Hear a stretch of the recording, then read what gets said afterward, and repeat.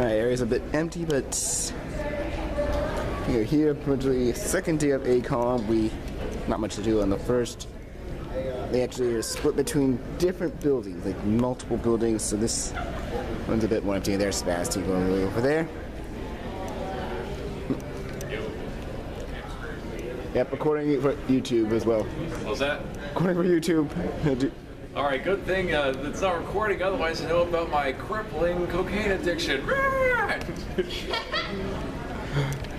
And there's Siegen over here. What up?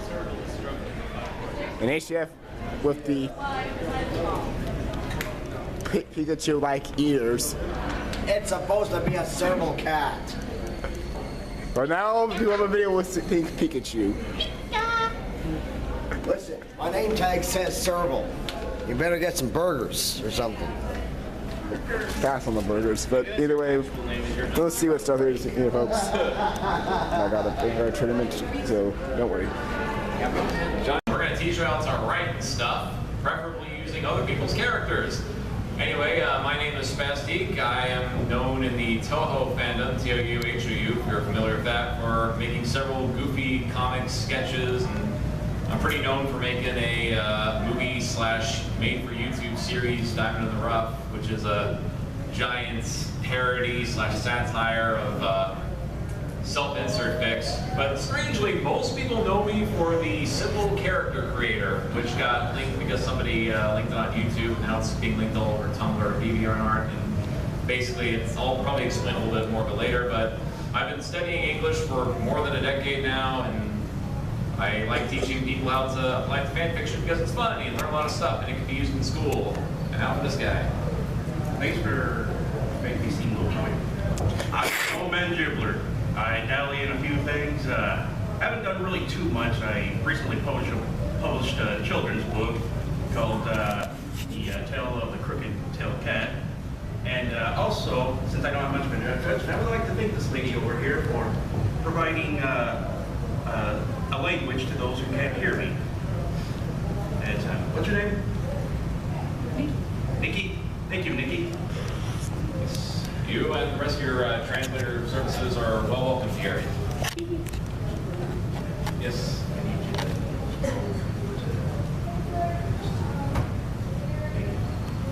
What?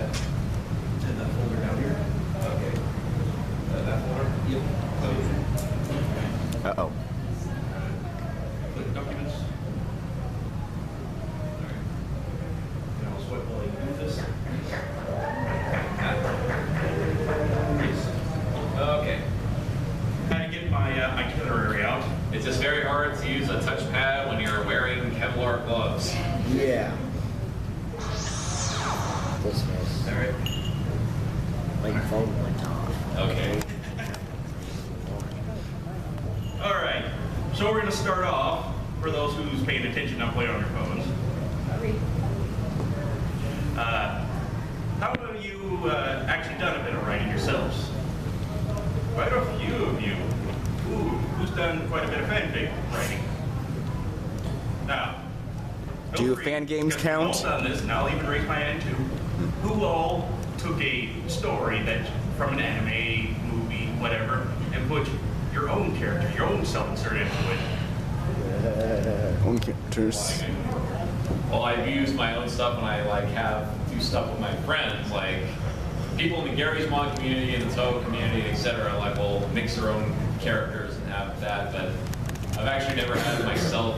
I've had original characters, but never an author avatar. Same. Well, actually, there's nothing wrong with self-insert. Yeah. In fact, quite a few famous movie writers were self-inserts. Two of the ones that come up in mind instantly is Woody Allen and, you know what, I forgot that piece. Me too, I forgot. I know Jean-Claude Van Damme did a parody of himself in one movie. Oh, yeah, that was gorgeous. Yeah. And, he did Blazing Saddles. Mel Brooks. Yeah, Mel Brooks, there we go. In fact, a majority of his is self-inserts, but they're really good, well played out ones that don't interrupt the story. And plus they're very self-deprecating. Like, who here's ever written a self-insert where it's like, You instantly become friends with all the different characters. You fit in with all the different worlds. Oh yeah, that's normally frowned upon because people who tend to write that tend to write stories where their characters are totally immune from conflict, which many of you may know as the Mary Sue or Marty Stew, but that term gets tossed around a lot, and my personal definition of a Mary Sue or Marty Stew is a character that is immune to conflict, i.e. they never get in fights with any of the characters, and if they do, they whip their butts instantly.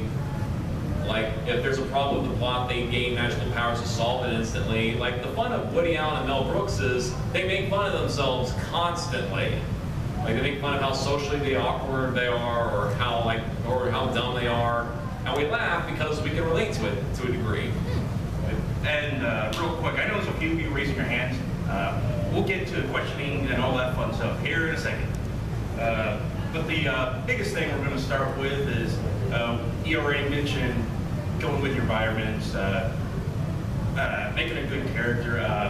The biggest thing we want to really focus on are two different points. My biggest thing for me is character development and character building, where you have an environment and you try to create a character that works with the environment, not tries to change the environment around it. Which you get the Mary Sue when you do that. Yes. And his biggest thing, of course, is story. Yes, specifically plot and structure, and I've read hundreds of books on story structures, and it turns out, much in a way that songs are composed in different structures, there's actually more than one plot structure. Like, who here has heard of 3-act structure? Okay, now who here has heard of the 4-panel setup, where you have a setup, elaboration, and a twist, and a result? Okay, who here has heard of the paradigm, which is made popular by Sid Field, which is a introduction, plot point, pinch point, midpoint, pinch point, plot point, end point? Okay, that's a little less popular. What about the Trubian model, which is you have a main character with a need, desire, a weakness, and then there's a plan, a battle, and then a self-revelation? Honestly, I'm Alright, surprised some of you haven't heard that one. That's quite a few. That's done quite a few times in full academies. Where you start out with a weak character, then you build up from there. Yeah. Like, as we'll learn later, there's like a bazillion different plot structures. It's just a matter of how do you build it. All right.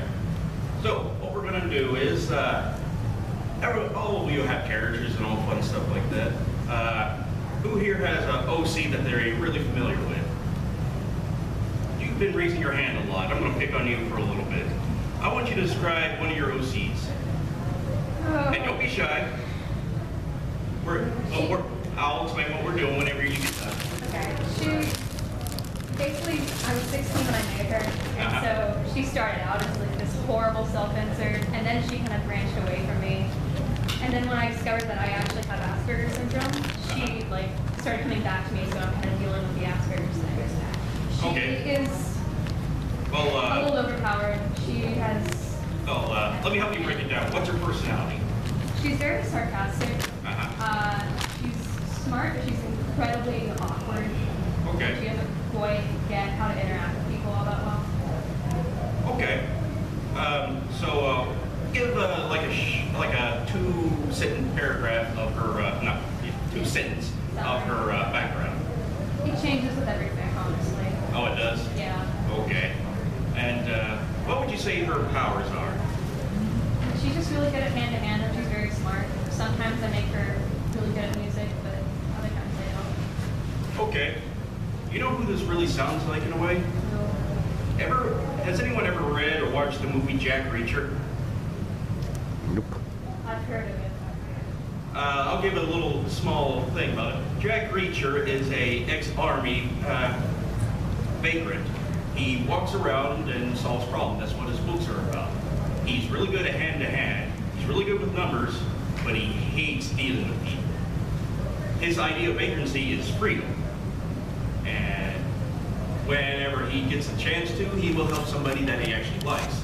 And the biggest and most important thing is he hates being told what to do. Kind of sounds like your character a little way? A little bit. A little bit. My character's really just anxious all the time. So like more of a self-conscious version of Jack Reacher. Yeah, I'd say so. But it just goes to show you that those characters can work so long as you can work them within the environment that they did. Some books doesn't seem like he gets hurt at all. In fact, one book it mentioned that the only time he feels like he's going to be threatened is if he goes against a big guy. Well, the next book he goes up against a giant, and he almost loses too. So it's just stuff like that that brings your character back down to reality, back down to the world that they live in. And those are the kind of books that makes me want to read the next book. Yeah.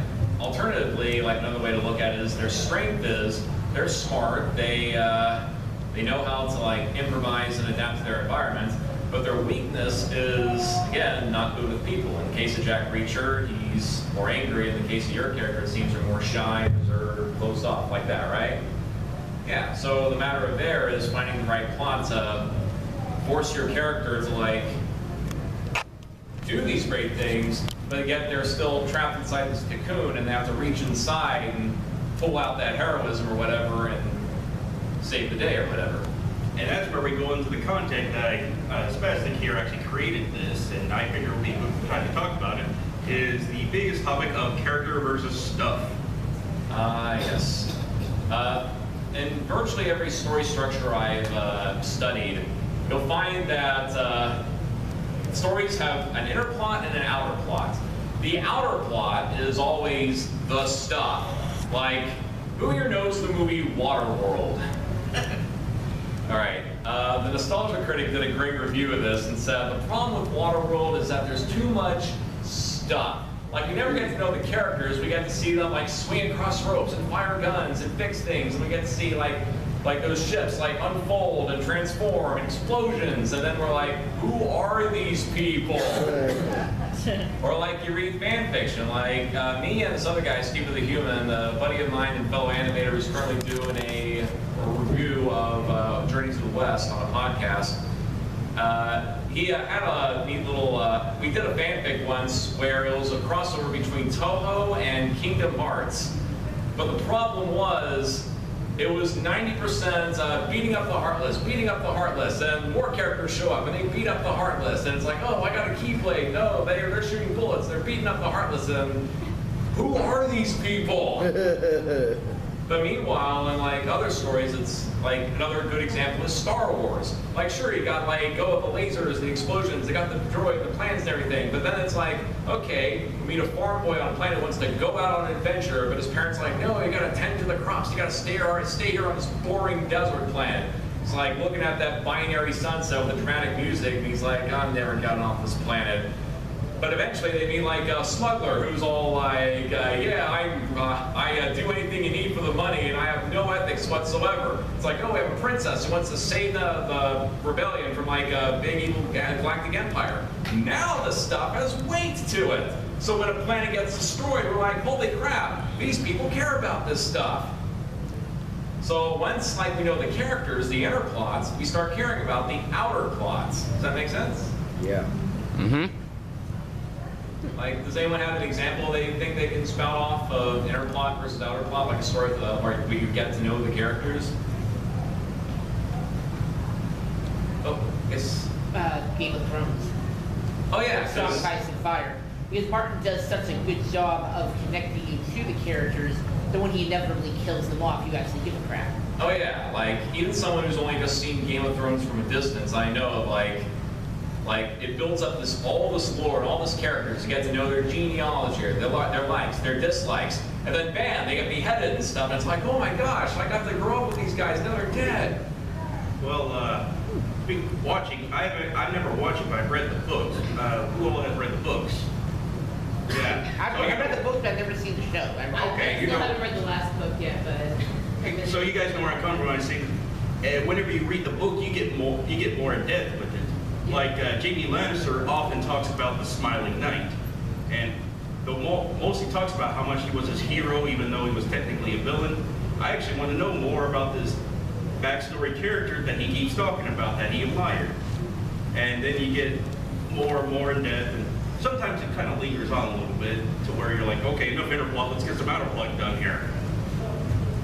But that's mostly a really good example. And most books are like that. They like to give you a little more in depth of why the characters like it. Like my example earlier, Jack Reacher, often going back onto why he has the scars, why why he is stubborn, why he decided to quit the military when he did, and but why he still acts like a cop half the time, even though he doesn't like to feel like getting work when he needs to. Okay, what were you I going was to going say? to say, have you read the Gentleman's Bastard series? The Lies of Locke Lamora? I've heard of it, but I haven't read it. It's set like this Venetian style city, and the main character is like the leader of a gang, and he was an orphan, and it intercuts between his past being raised by this priest who's also a priest of a god of thieving in secret, and the outworld he's a priest of a accepted god. And as it cuts back and forth, you learn how he became a criminal and how he became the leader of his own gang. And then that connects with the plot that's going on. This guy is trying to kill all the gang leaders. He's trying to take out the underworld. And the two connect very well together. That by the time he has this inevitable confrontation with the main baddie, he's already done a lot of evil stuff, and you actually care about it. It's a really good series. I've only read the first one, but I've heard the Actually, other. it kind of reminds me of Spec Ops: The Line. Yeah. Another example of plot versus stuff. Because you told me about that, I was like, that reminds me of that. Yeah. Where basically in this we have like a soldier who he wants to do the right thing, but in the end it turns out, I'm not going to spoil it, but let's just say he does a lot of bad things in the name of doing good. Inversely, this guy right here, BleachBummer, the two of us started playing Gears of War, and Gears of War is a good example of plot versus stuff. Yeah. Because immediately we meet Marcus Phoenix. He's gruff. He's big and badass. He doesn't play well with others. And we have this giant war against Locust. Yes, I was trying to say, I was going to try to put it in layman terms. We'll just say the Locusts. They're big. They're ugly. They got guns. But as we, even just playing the first act alone, you know that Marcus means well, but he was in prison. His superiors hate him. But we get to know him in a squad. We get to meet all the characters. We meet the Cole trade, and beat the crap out of an entire squad. And we immediately fall in love with this guy. Hey, this guy is basically the equivalent of a football player in this world, but he's also a super soldier. And we immediately like him because sure, he's playful and stuff, but he knows how to do his job. And Marcus is he's rough and stuff, but he's still a hero and everything. You fall in love with these characters, then suddenly the stuff becomes that much more impactful. That's what I mean by character versus stuff. Once you fall in love with the characters, the stuff, you fall in love with the stuff. Yeah. I think another example, and you might have some of this coming as bad as, but Madoka Magica. Oh yes, the first episode is you get to know Monica and all the other characters, and you think, oh cool, it's a bunch of middle school girls, they're gonna become magical girls and go on a great adventure. Then the third episode happened. Yep. Yep. Yeah. Oh boy. I would say the stuff comes to an end. Oh, that is a thing. Yep. Please come in, take a seat. Yep. Feel free to join us. Take a table. Order a pretend meal. I remember watching that actually, and I wasn't too heavy into magical girls, as you can see. I much prefer the action-y, rough stuff. But my friends just watch the episode 3. If you don't like it, you can put there. I'm like, okay. So all this stuff, friendships going on. I'm like, okay, the characters are good, but it's not my kind of thing. Then episode 3. Oh my god. Yeah, that's what happened. Holy crap! I watched the entire season. Go. I was there as well. I don't wish to spread spoilers either, so if you guys haven't seen it, you should watch it. Yes. Because it really gets heavily dark towards after episode 3. One of the only series that actually made me cry. It's one of the ones that made me go, wait, what just happened? It's just, she's just going to pop out somewhere? No, she's not coming back. Where's more? I can have more. But that also rolls into what I also like to talk about. First, we'll start off. We all know what half-baked characters are, right? Yeah.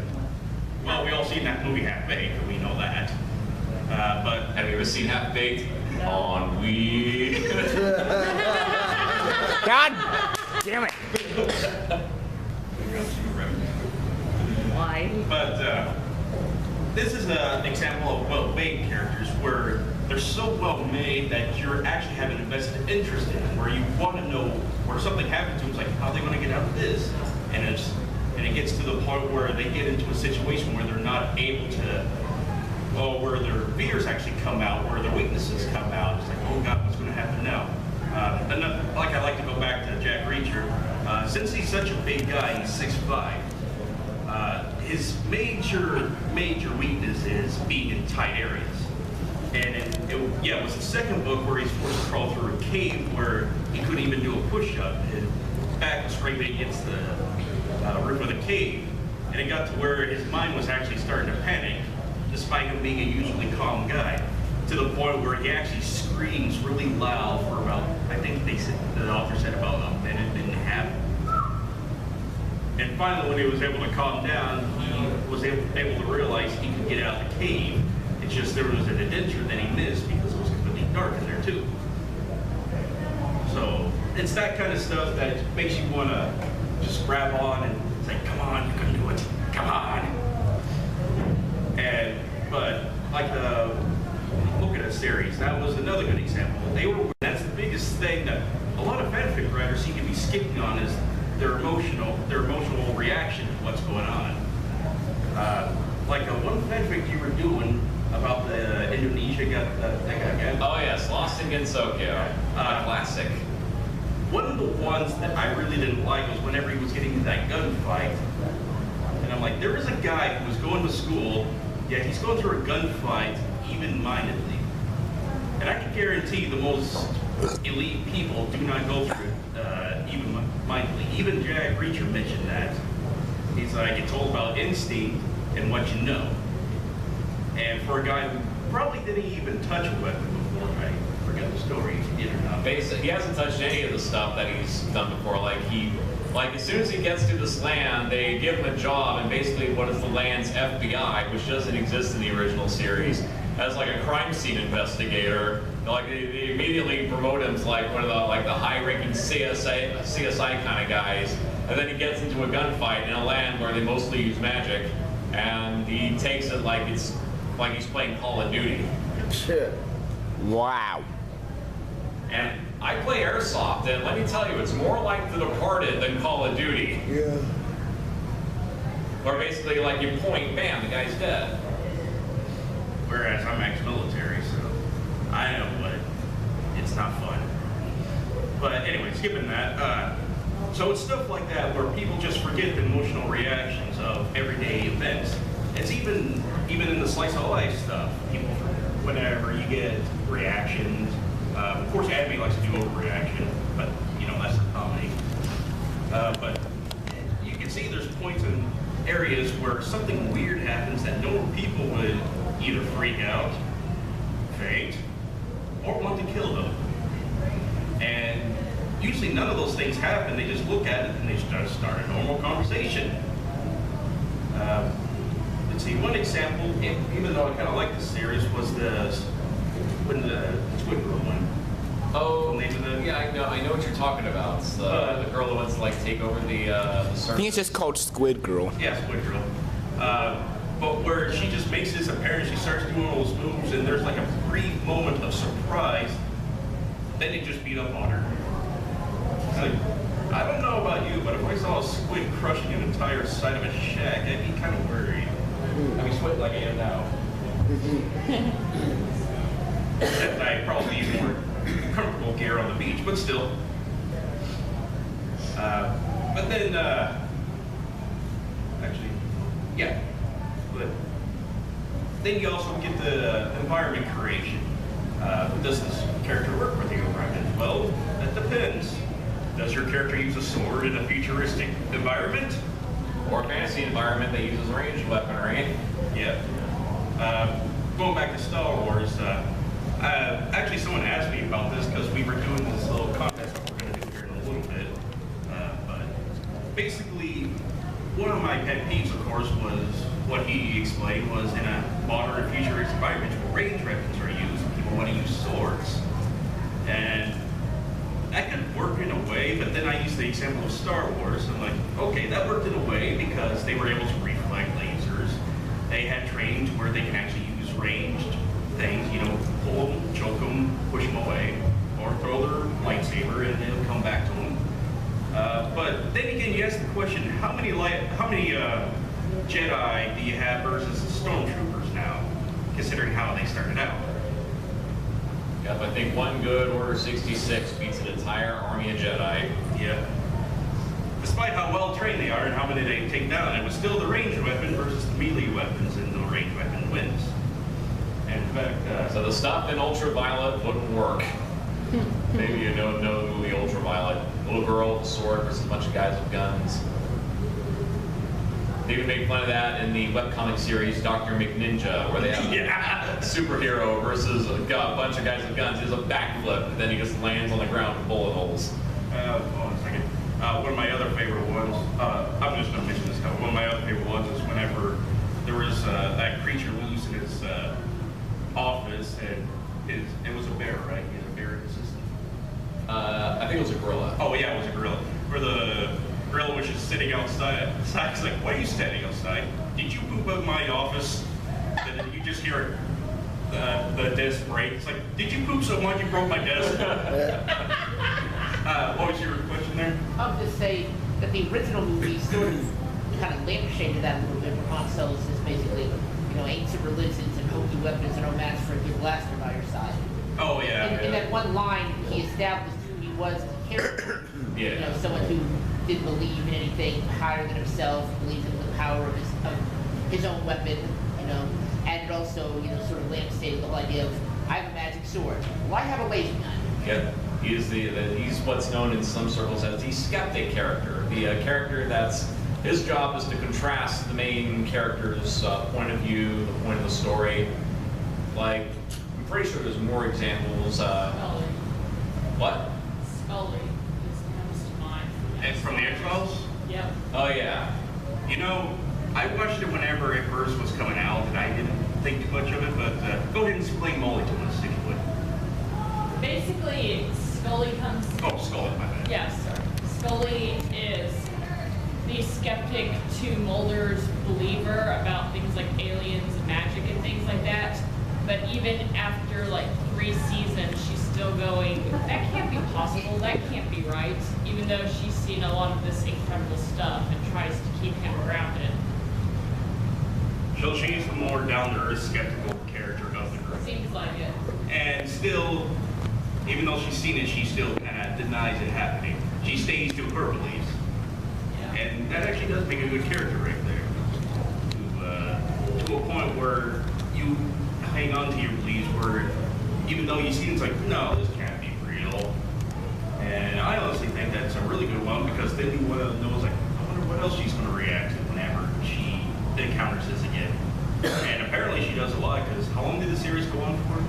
I know it's They're like 9 10 or seasons. 11. 9 seasons, 9 including the new ones? Yeah, I think 9 of the original run, and then the newer one. I think 9 of the I just remember it always came after The Simpsons. 9 of them. I think Too the long. original That's the answer. How long do the X-Files run? 3 seasons, too long.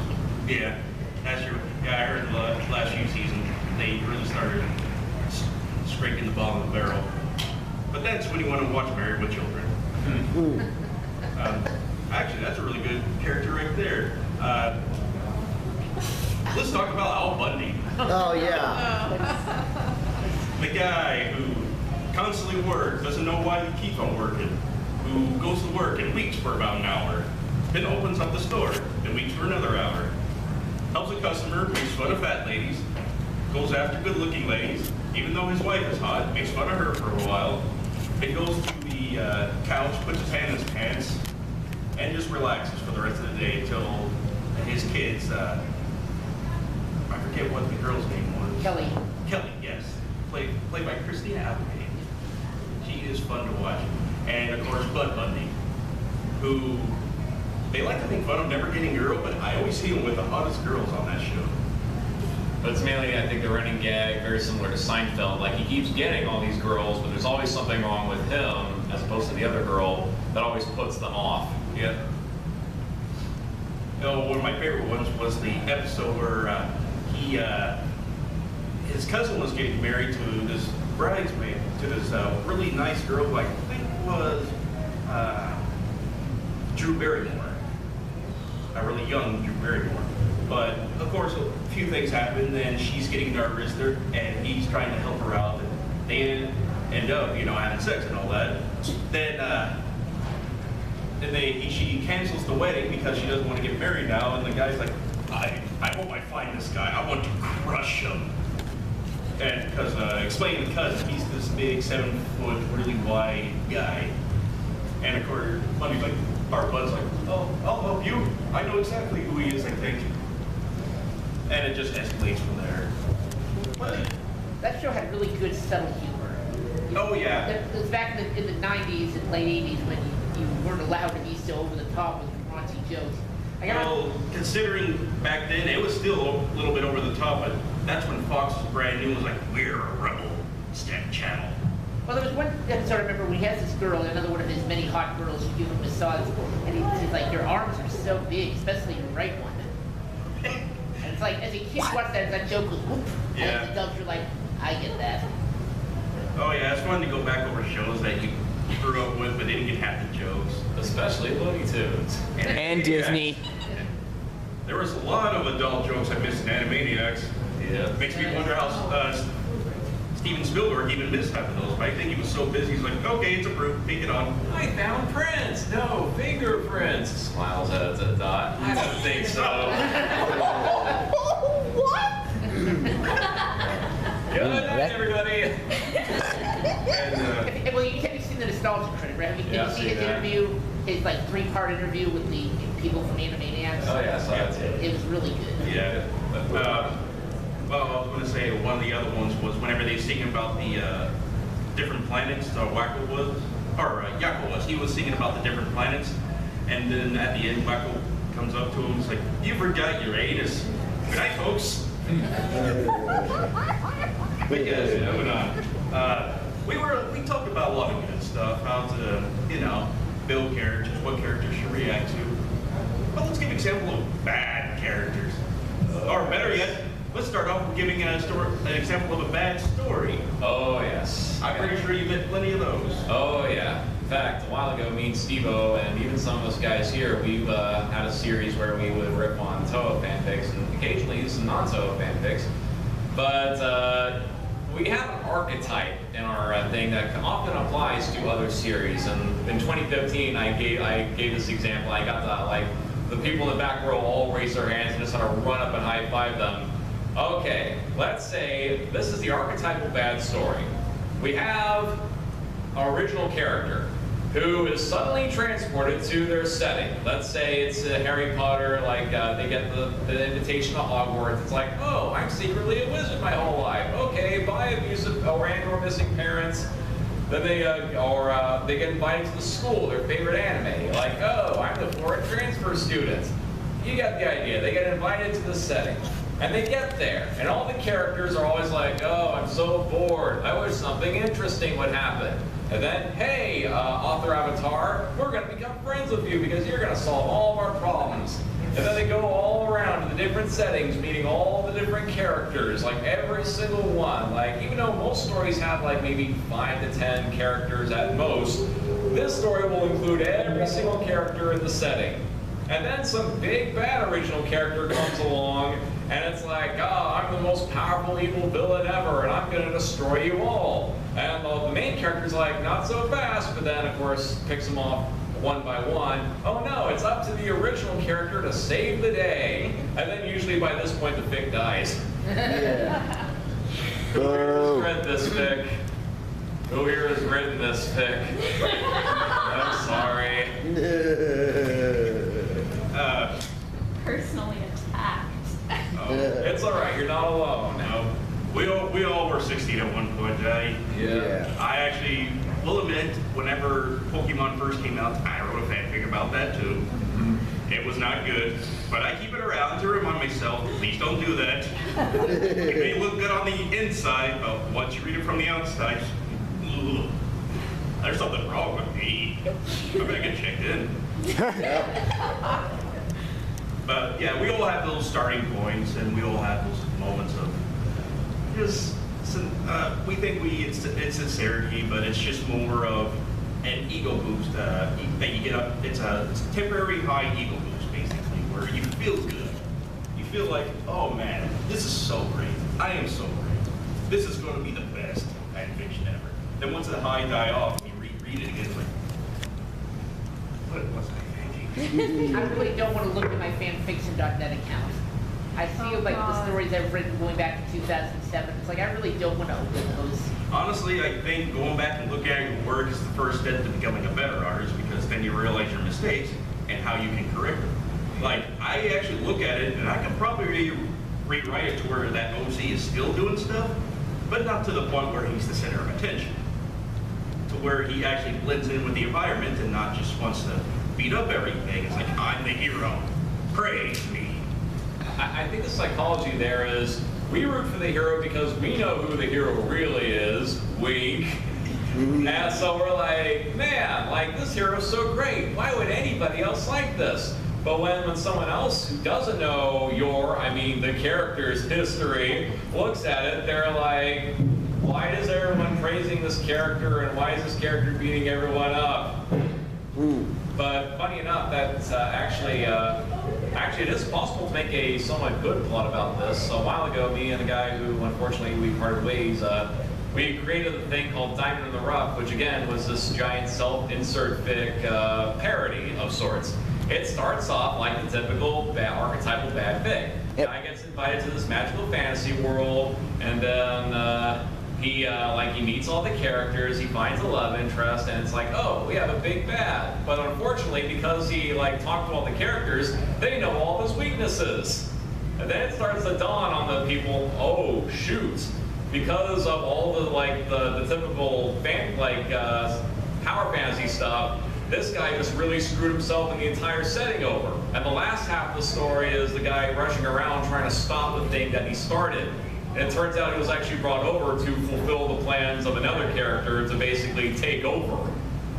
So, you can pull a Madoka on your own self-insert fics if you're already in the process of writing one. And let's see, let me get to you in a second. You raised your hand?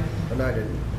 Yeah, it's pretty much if I remember correctly, because I know the person behind it was broke the diamond back, but if I remember correctly from what you said before, it was because he started. You read his fanfics at first. Yeah, we originally read his stories, and we tried talking to him that around mid-2012 I had an idea of, I'll just make a cartoon that critiques everything in animation form. But then everyone said, man, this is too good, make a full version of it. And I'm like, I don't know, it's going to take a while. And the thing is, it started from a 1 hour thing to a 4 hour thing. It was so big we couldn't upload it on YouTube at once. So we had to upload it. We had to cut it down for a made for YouTube edit. And then, for those of us in the community that know, someone made their own sequel, but that was you're missing the point of the story. Oh yeah, someone actually tried to make a sequel where it basically was a self-insert fic, but without any additions. Actually, that reminds me of a parody of that. Who's ever seen the Not Another Movie series?